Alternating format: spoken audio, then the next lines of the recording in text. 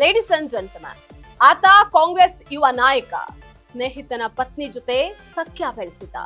ಇದನ್ನ ಖಂಡಿಸಿದ ಆ ಮಹಿಳೆಯ ಪತಿಗೆ ಜೀವ ಬೆದರಿಕೆಯನ್ನ ಒಡ್ಡಿರುವಂತಹ ಆರೋಪ ಕೇಳಿಬಂದಿದೆ. ಇದು ರಾಜಕೀಯ ತಿರುವನ್ನ ಪಡೆದುಕೊಳ್ತಾ ಇದೆ. ಚಿಕ್ಕಮಗಳೂರು ಕ್ಷೇತ್ರದಲ್ಲಿ ಫುಲ್ ಆಕ್ಟಿವ್ ಆಗಿರುವ ಎಂಎಲ್ಸಿ ಸಿಟಿ ರವಿಗೆ ಇದು ಪ್ರಬಲ ಅಸ್ತ್ರವಾಗಿದೆ. ನಿಜಕ್ಕೂ ಆ ಮಿತ್ರರಲ್ಲಿ ಆಗಿದ್ದಾದು ಏನು? ಇದು ಸಿಟಿ ರವಿ ಅವರಿಗೆ ಹೇಗೆ ಲಾಭ ಆಗುತ್ತೆ ಅಂತೀರಾ? ನೋಡ್ತಾ ಹೋಗೋಣ. ವೀಕ್ಷಕರೇ, ನೆಲ ಜಲ ಭಾಷೆಗಾಗಿ ಪ್ರಾಮಾಣಿಕ ಪತ್ರಿಕೋದ್ಯಮ. ನೀವು ನೋಡ್ತಾ ಇದ್ದೀರಾ ಫೋಕಸ್ ಟಿವಿ. ನಾನು ನಿಶ್ಚಿತ.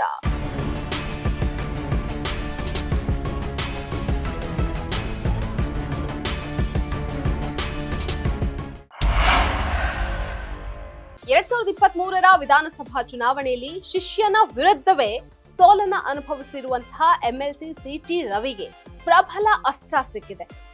ಚಿಕ್ಕಮಗಳೂರಿನಲ್ಲಿ ಯುವ ಕಾಂಗ್ರೆಸ್ ಮಾಜಿ ಜಿಲ್ಲಾಧ್ಯಕ್ಷ ರಾಯಲ್ ಶರೀಫ್ ಅವರು ಪರಸ್ತ್ರೀ ಜೊತೆ ಇದ್ದಾಗಲೇ ಸಿಕ್ಕಿಬಿದ್ದಿದ್ದ.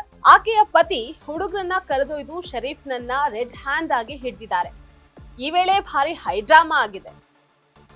ಆದ್ರೆ ಆರೋಪಿತ ಕೈ ನಾಯಕ ಶರೀಫ್ ತಮ್ಮ ಮೇಲಿನ ಆರೋಪವನ್ನ ಅಲ್ಲಗಳೆದಿದ್ದಾರೆ.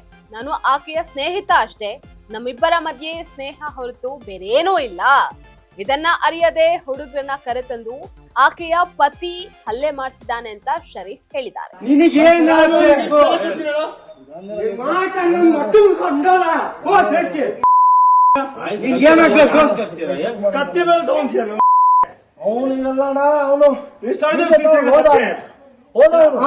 ಆಯ್ತು, ನಿನ್ಗೇನಾಗ್ಬೇಕು?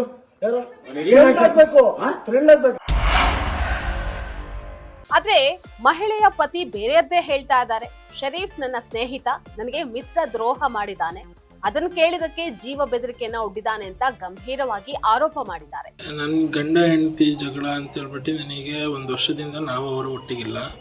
ಅದು ಕಾರಣನೇ ರಾಯಲ್ ಶರೀಫ್ ಅಂತ ಹೇಳ್ಬಿಟ್ಟು ಒಬ್ಬರಿದ್ರು, ಯೂತ್ ಕಾಂಗ್ರೆಸ್ ಅಧ್ಯಕ್ಷರು ಅಂತ ಹೇಳ್ಬಿಟ್ಟು. ಅವ್ರಿಗೆ ಓಟ್ ಹಾಕೋ ನೆಪದಲ್ಲಿ ಅವ್ರ ಜೊತೆ ಸೇರ್ಕೊಂಡು ನನಗೆ ಮೋಸ ಮಾಡಕ್ ಸ್ಟಾರ್ಟ್ ಮಾಡಿದ್ರು. ಇಷ್ಟಾದ್ರೂ ಆ ಮಹಿಳೆ ಕೂಡ ಬೇರೆದ್ದೇ ಕಥೆಯನ್ನ ಹೇಳ್ತಾ ಇದ್ದಾರೆ. ನಮ್ಮಿಬ್ಬರ ಮಧ್ಯೆ ಏನೂ ಇಲ್ಲ, ನನಗೆ ಹುಷಾರಿರ್ಲಿಲ್ಲ, ಹಾಗಾಗಿ ಮಾತ್ರೆಯನ್ನ ತಂದ್ಕೊಡೋದಕ್ಕೆ ಶರೀಫ್ ಬಂದಿದ್ದ. ನನ್ ಗಂಡ ಅದನ್ನೇ ತಪ್ಪಾಗಿ ಬಿಂಬಿಸಿದ್ದಾರೆ ಅಂತ ಹೇಳ್ತಾ ಇದ್ದಾರೆ. ರಾಯಲ್ ಶರೀಫ್ ಅವ್ರದ್ದು ಯಾವುದೇ ತಪ್ಪಿಲ್ಲ. ನನ್ಗೆ ಹುಷಾರಿರ್ಲಿಲ್ಲ ಅಂತ ರಾಯಲ್ ಶರೀಫ್ ಅವರಿಗೆ ಸ್ವಲ್ಪ ಮೆಡಿಸಿನ್ ತರ್ಲಿಕ್ಕೆ ಹೇಳಿದ್ದೆ. ಅವ್ರು ನನಗೆ ಫ್ರೆಂಡ್ ಅಷ್ಟೇ.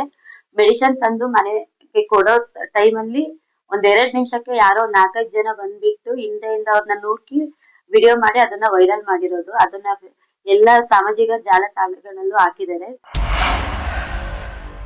ಅಸಲಿಗೆ ಅಲ್ಲಿ ಏನಾಯ್ತೋ ಗೊತ್ತಿಲ್ಲ. ಆದ್ರೆ ಕಾಂಗ್ರೆಸ್ ಯುವ ಮುಖಂಡನ ಮೇಲೆ ಕೇಳಿ ಬಂದಿರುವಂತಹ ಗಂಭೀರ ಆರೋಪವು ಬಿಜೆಪಿ ನಾಯಕ ಸಿಟಿ ರವಿಗೆ ಪ್ರಬಲ ಅಸ್ತ್ರವಾಗಿದೆ.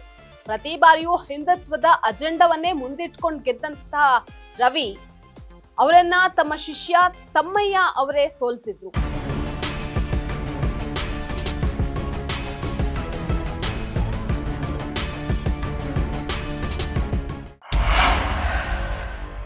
ಸಿಟಿ ರವಿ ಅವರನ್ನ ತಮ್ಮ ಶಿಷ್ಯ ತಮ್ಮಯ್ಯ ಅವರೇ ಸೋಲಿಸಿದ್ರು. ಈಗ ಹೇಗಾದ್ರೂ ಮುಂದಿನ ಚುನಾವಣೆಯಲ್ಲಿ ವಿಧಾನಸಭೆಗೆ ಗೆದ್ದು ಹೋಗ್ಬೇಕು ಅಂದ್ಕೊಂಡಿರುವಂತಹ ಸಿಟಿ ರವಿಗೆ ಇದು ಪ್ರಬಲ ಅಸ್ತ್ರವಾಗಿದೆ. ಕೈ ಯುವ ನಾಯಕ ತಾನಾಗಿಯೇ ಸಿಟಿ ರವಿಗೆ ಅಸ್ತ್ರ ಕೊಟ್ಟಂತಾಗಿದೆ. ಆದ್ರೆ ಅದು ಎಷ್ಟು ಮಟ್ಟಿಗೆ ರವಿಗೆ ಲಾಭ ಆಗುತ್ತೆ ಅನ್ನುವಂತಹದ್ದೇ ಸದ್ಯದ ಪ್ರಶ್ನೆ.